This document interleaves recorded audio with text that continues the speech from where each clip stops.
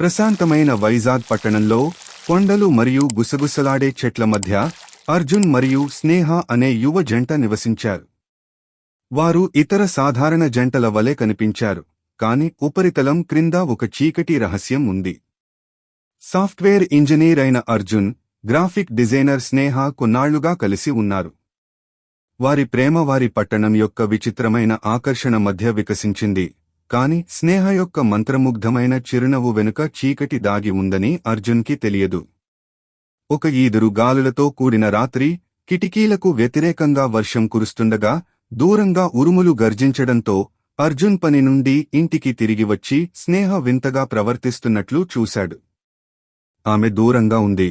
ఆమె ఏదో దాస్తున్నట్లు ఆమె కళ్ళు భయంతో గది చుట్టూ తిరుగుతున్నాయి. ఆందోళనతో అర్జున్ ఆమె వద్దకు వచ్చాడు, కాని స్నేహ అతని ప్రశ్నలను అస్పష్టమైన సమాధానాలతో కొట్టిపారేసింది. ఒకప్పుడు ప్రేమించిన తన స్నేహితురాలు రహస్య నీడల్లోకి వెనుదిరగడం చూస్తుంటే అర్జున్ హృదయంలో అశాంతి స్థిరపడింది. రోజులు గడిచాయి. స్నేహ ప్రవర్తన మరింత అస్తవ్యస్తంగా మారింది. ఆమె స్నేహితులను కలుస్తోందని లేదా కార్యాలయంలో ఆలస్యంగా పనిచేస్తుందని పేర్కొంటూ వివరణ లేకుండా గంటల తరబడి అదృశ్యమవుతుంది. కాని అర్జున్కి ఏదో ఘోరం జరిగిందన్న ఫీలింగ్ని వదలలేకపోయాడు. ఒక అదృష్ట రాత్రి, అనుమానం యొక్క వేదనను ఇక భరించలేక అర్జున్ స్నేహను అనుసరించాలని నిర్ణయించుకున్నాడు.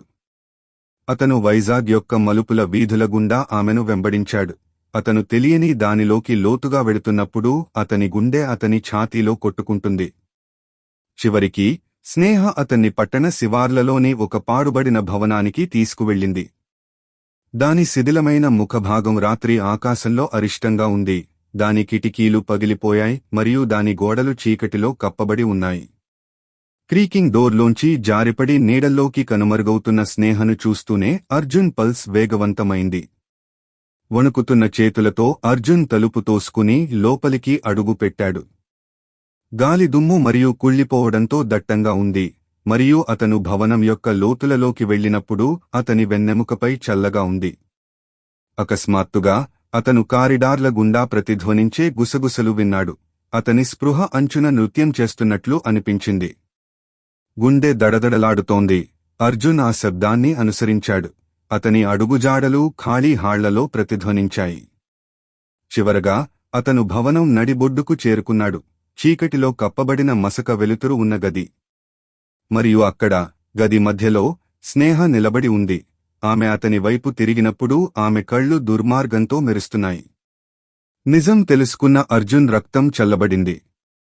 స్నేహ అబద్ధాలు మరియు నమ్మకద్రోహంతో అతన్ని మోసం చేస్తూ ద్వంద్వ జీవితాన్ని గడుపుతోంది. కాని ఆమె రహస్యాలు అతను ఊహించిన దానికంటే లోతుగా నడిచాయి. ఎందుకంటే ఆ శపించబడిన భవనంలో అర్జున్ స్నేహ చర్యల వెనుక ఉన్న చెడు నిజాన్ని కనుగొన్నాడు. ఆమె ఒంటరి కాదు. చీకటి మరియు నిరాశ రహస్యాలను గుసగుసలాడుతూ ఆమె చుట్టూ నీడలు నాట్యం చేశాయి. మరియు అర్జున్ భయంతో చూస్తుండగా స్నేహ తనకు ఒకప్పుడు తెలిసిన స్త్రీ కాదని గ్రహించాడు. ఆమె పూర్తిగా వేరొకటి, అతనిని తన అబద్ధాల వలలో చిక్కుకున్న రాత్రి జీవి. మరియు అతని చుట్టూ నీడలు మూసుకుపోవడంతో అతను తప్పించుకోలేని ఒక పీడకలలో చిక్కుకున్నాడని అర్జున్కి తెలుసు. చీకటి అతనిని పూర్తిగా కబళించింది, మరియు నిరాశ యొక్క ఆ క్షణంలో కొన్ని రహస్యాలు నీడలో పాతిపెట్టడం మంచిదని అర్జున్ గ్రహించాడు. చీకటిలో పగటి వెలుగును చూడకూడని విషయాలు ఉన్నాయి.